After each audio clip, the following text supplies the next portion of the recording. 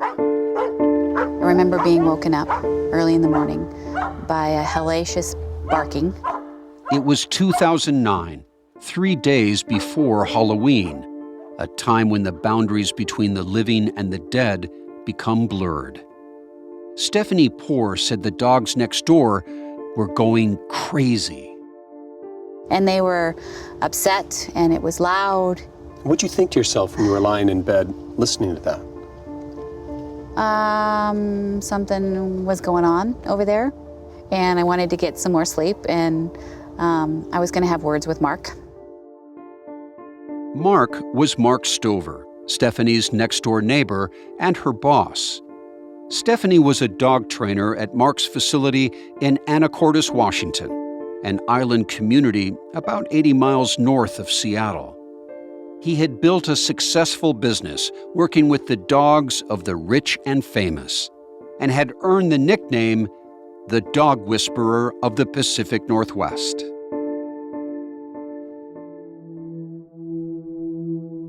That morning, Stephanie made her short commute to work. She assumed Mark had already left to meet a client in Seattle. And I'm on the phone leaving a message with him, and he's in the driveway. The car is in the driveway, parked up by the house. And I'm thinking, wow, that's weird, because he's probably going to be, a little antsy because he would have rather been gone by now. Mark had a reputation as a bit of a pit bull, intimidating and impatient. I saw who I thought was Mark going into the house, coming out of the house, putting stuff in the back of the hatch. Well, what made you think it was Mark? Because it was his hat and his jacket. He opened the door to the car, looked at the front windshield, grabbed something off the front, and then just literally tore down the driveway. Then Stephanie went up to the house to the bathroom. As she walked up the driveway, she saw tire marks from the car and some spots of blood on the gravel. Stephanie assumed that the blood belonged to Ding, Mark's guard dog. Ding recently had surgery. I explained it away that Ding must have ripped her stitches out here. The blood wasn't the only sign something was wrong. I could smell the bleach before I even opened the door. Stephanie stepped inside. She noticed a bedroom door that was usually never shut was closed. And as she went into the house, Stephanie saw 3 big spots on the floor. Did they have a color? It was blood. It was red, dark red. Stephanie was worried. She kept calling Mark, but he never answered. Stephanie hoped the blood was from Ding's surgical wounds. She was doing her best to avoid imagining the worst. But the next morning, when she came back to work, she was startled to see Ding sitting by the back door. She was on all fours, and she was growling. Something had happened to her. Maybe she had had a stroke. It was obvious one eye was in a horrible mess. We couldn't find Mark. I was calling him. I left a message. Mark, we're really concerned. Where are you? Why is Ding here? An unsettling feeling hit Stephanie. I can only describe it as evil. Something horrible, something terrible. I knew something bad had taken place. Stephanie called 911. Mark's new girlfriend had also called the police after not hearing from him. Soon after, sheriff's deputies arrived on scene.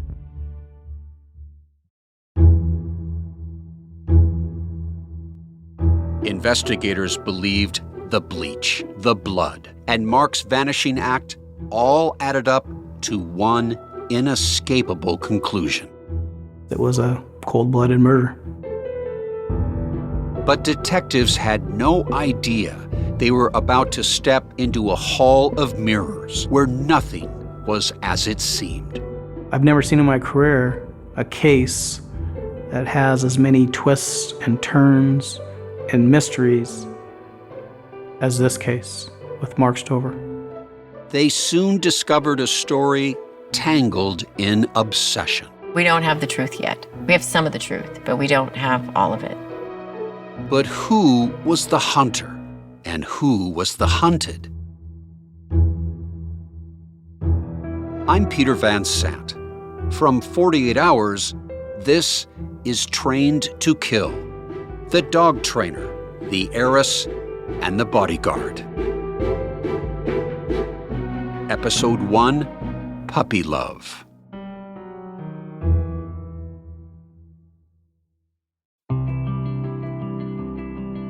The coastline of Washington State, just north of Seattle, is one of the most beautiful places on Earth. Back in the 1800s, my ancestors were homesteaders on an island not far from Anacortes, Washington.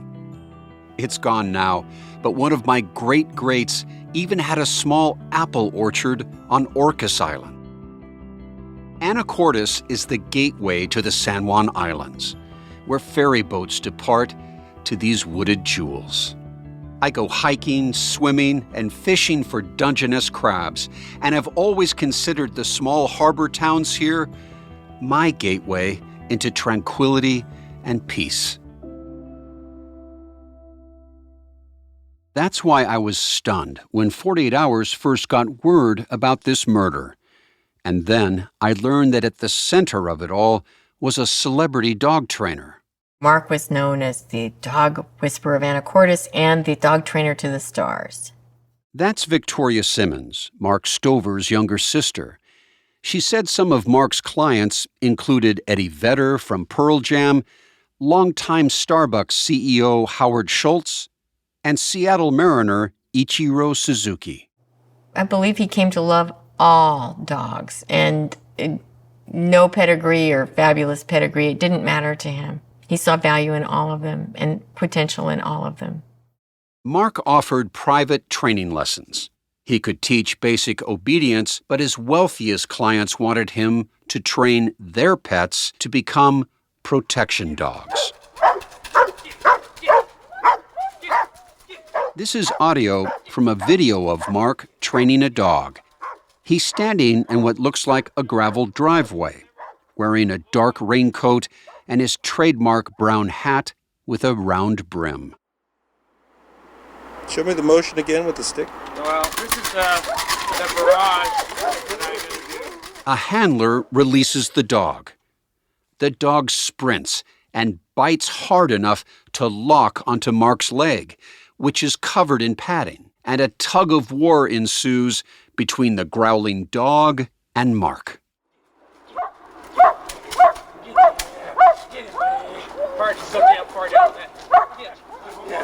Mark commands the dog to stand down.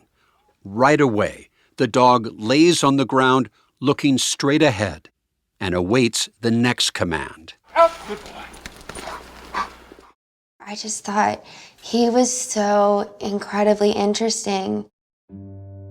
His niece Julia, Victoria's daughter, said Mark sometimes expressed his love for dogs in eccentric ways.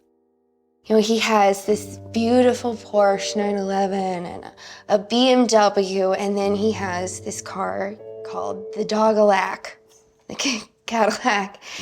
And I swear half the textile of the carpeting in that car was just dog hair that had woven itself into it. She said it smelled horrible, but one day they went for a drive. And instead of taking the Porsche or the BMW, he takes me in the Dog-a-lack. And he said he didn't want his neighbors to know how rich he was. But Mark didn't start out rich at all. In fact, just the opposite. And his upbringing was far from easy. Our family went through a series of losses early in our childhood, just seemed to be one after another. This is Victoria again, Mark's sister. They grew up in the Seattle area in the 1950s and 1960s. My father died when I was 6 months old and Mark was 18 months old. Then shortly after that, a half-brother was killed in a car wreck that was caused by my other half-brother, which was sad. And then mother remarried, And shortly after she remarried, my sister died of pneumonia. She was 9. Their mother's second marriage also then fell apart. And so she remarried again, and he was an alcoholic. Life at home was tough. Mark struggled in school. According to Victoria, the family didn't know how to help him. He got kicked out of high school for smoking dope. I think he was 16. Yeah, he was on a bad path. And then their mother's third husband died of cancer. We were broke. Our family was broke, and there was a funeral, and at the wake, and family friends brought a German Shepherd puppy for a gift at a wake, which is such an odd choice. The German Shepherd puppy was named Gunter. While maybe odd, the gift would be a godsend. I've never been able to talk to them and ask them what prompted them to do such an odd thing. But Mark and that dog bonded that very day. Mark got in touch with the family's old vet. He encouraged Mark to join the Washington State Search and Rescue Canine Unit. They trained him and taught him how to train Gunter, and he loved it. He was flown all over the country to look for lost people, as far as the Everglades.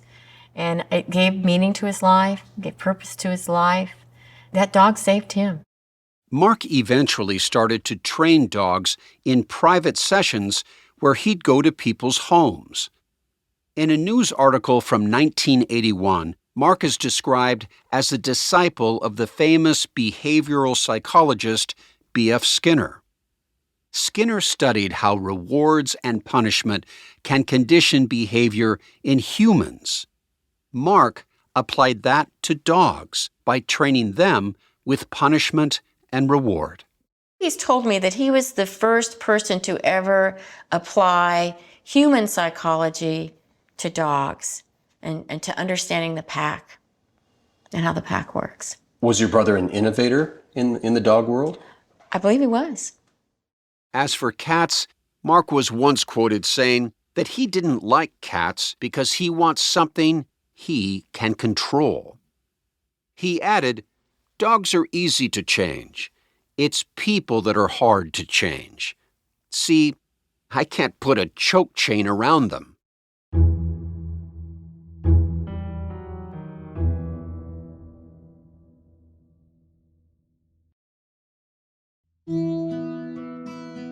Mark started training dogs in the 1970s, and by the 1980s was a well-established canine guru. Mark never married during that time. Then, in the early 90s, when Mark was nearing 40, a wealthy potential client called. I was looking to do some training with my dog and found him in the phone book. Linda Opdycke was the daughter of Wally Opdycke, one of the wealthiest businessmen in the state of Washington. I remember speaking with him on the phone, and I felt he was very arrogant, actually rubbed me the wrong way initially. Name dropped a lot of people and had quite a bit of an attitude, but yet he seemed also to know a fair amount about dogs, so I thought, let's try this out. Mark and Linda met regularly to train her dog. A bond was starting to form. I saw he definitely did have a connection with dogs, and I felt that he would be able to help us. Mark definitely had a way with dogs, and at times he could be charismatic with people. He was very bright and witty and charming. After 8 or 9 months, their relationship evolved. And even though Linda was 12 years younger than Mark, his sister says Linda was his type. She was tall, slender, beautiful. He seemed to like the girls from these wealthy families, which I always was wondered about.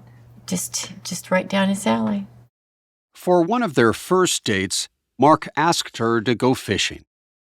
So I drove over and met him and did a day of fishing. And that began when we started dating shortly thereafter. So what was the attraction? You know, he was incredibly bright, eccentric, had a lot of similar interests in that I did. Linda grew up camping, fishing, and hunting. They connected over a love for nature and the open air. What started purely as business turned personal, and they set out to build a relationship and a successful company at the same time. They were coming together despite being from two different worlds. While Mark's family had struggled, Linda Opdycke was the daughter of a millionaire. I grew up with my family doing a lot of camping. On Whidbey Island, we have a small beach cabin up there, and I grew up saltwater fishing, salmon fishing. I was born in California and then moved when I was very young to Bellevue, Washington. I went to junior high and high school there, was very involved in horseback riding and competed doing Grand Prix jumping, and that was really my passion and where I spent my time in my youth. How good were you at this horse jumping? Well, it probably depends on who you'd ask. And tell me also about your father. He's a famous man in the state of Washington, a very successful man in the state of Washington. Yes, he started with, came from very middle-class background and went to University of Washington, and then really became involved in a lot of different businesses, one of them being Chateau Saint Michel, developing that. And that's a very famous winery in Washington, sold all over the world. Yes, it is. I'm very proud of his accomplishments that way. He was also involved in K2 Ski Company and Jan Sporting Goods and different businesses throughout his career. Linda is her parents' only daughter. She's a very good friend of mine at an adult age. Yes, we're mother-daughter, but we're very good friends. That's Nancy Corbin, Linda's mother. She admits that she wasn't entirely thrilled when Mark and Linda started dating. Mark is not a choice I would have made for Linda. From the beginning, Mark showed an arrogance, had where he wanted to isolate Linda, all bad signs, and so it was noticed by me right away. Nancy let her daughter make her own choices and was even supportive when Mark and Linda decided to go into business together. Linda said she'd been interested in opening a dog boarding business. In 1992, Linda and Mark opened Island Dog Adventures. Linda ran the boarding part of the company, and Mark handled the dog training. You essentially were the CEO, right? Yes, it was all of what we developed there was my business idea, my development, my money. I did capitalize it to go in. Linda thought Mark's reputation in the industry helped, and her parents leased Linda the perfect place to set up shop. Beautiful piece of property that my family has owned, no longer owns, but did purchase in the 80s. Kickett Island and the surrounding area once belonged to the Swinomish tribe. Besides a clearing for some buildings, the island is a thick forest with tall Douglas firs and western red cedars. I don't think there's probably many places like that, whether dogs live on there or people live on there. It's just a terrific place.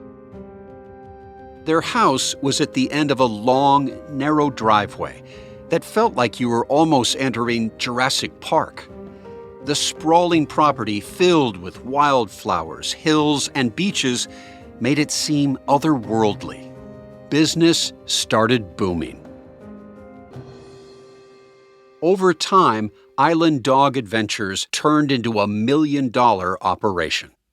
Linda said that despite their success, Mark started to become obsessed with money, tightly controlling her spending. For example, an avocado that was too much money really upset him. I remember another time Excuse me, you guys have $1 million business. He's upset that you bought an avocado? Yes. And you're serious? I'm absolutely serious, yes. He would be in a rage that I spent too much money and it was an inappropriate expenditure on things. Most of their attention was going to the business and not each other. And we were working, 7 days a week, 15-hour days, and there was really not any time for personal relationships. Despite her concerns, Linda was committed to making things work.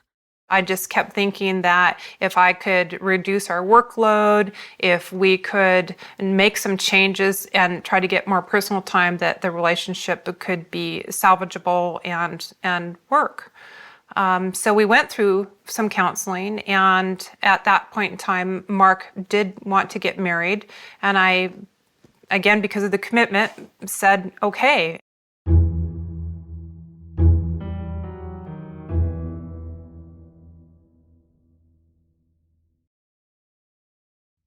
On May 17, 2002, Mark and Linda were married in a small wedding at the Four Seasons Hotel in Las Vegas.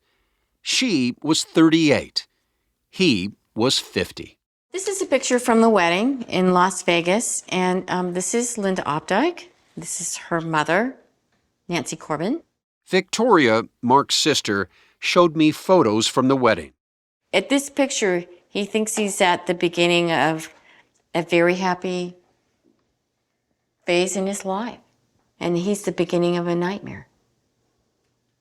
But he doesn't know that yet. Mark has on a dark suit, and Linda is wearing a black dress, holding a white bouquet of flowers. They look like a happy couple here. They do. They do. And your brother thought this is the one. After all those years, he married her, and that this was going to be his partner for life. He adored this woman.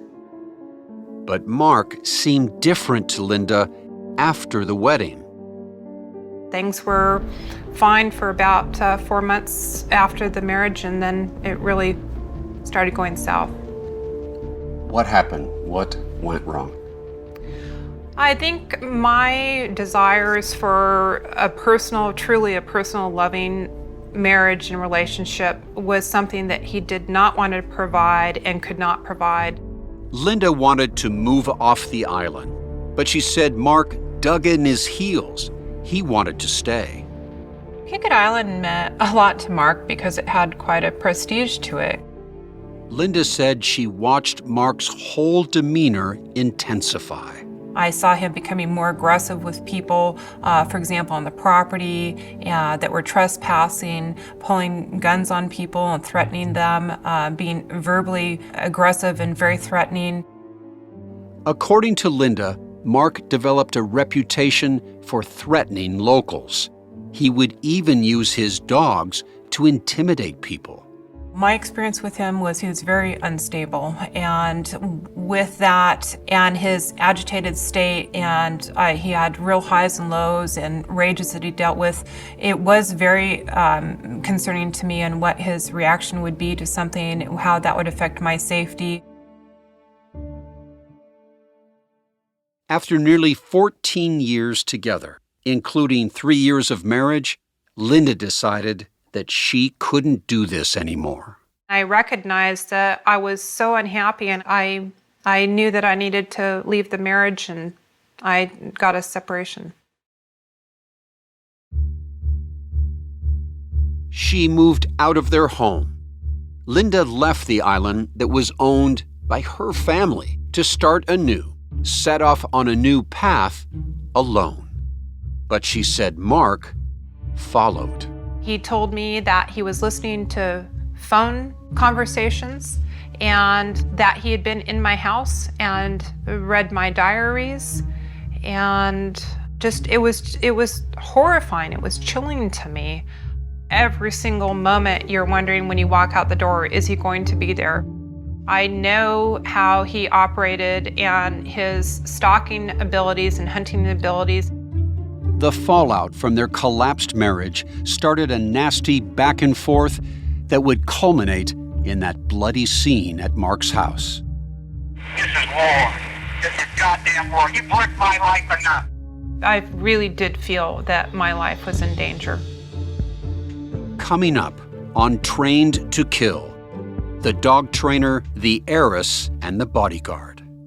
I remember at that time thinking, this can't be real, because no woman alone could go through this amount of harassment. My first thought was, oh, a body. I have a safe room in there. I have a plan A, a plan B, a plan C. I think Mark had a very real fear of what Linda was capable of doing to him. He told me that he was capable of killing without remorse. This is not a case of self-defense. This is a case of cold-blooded murder.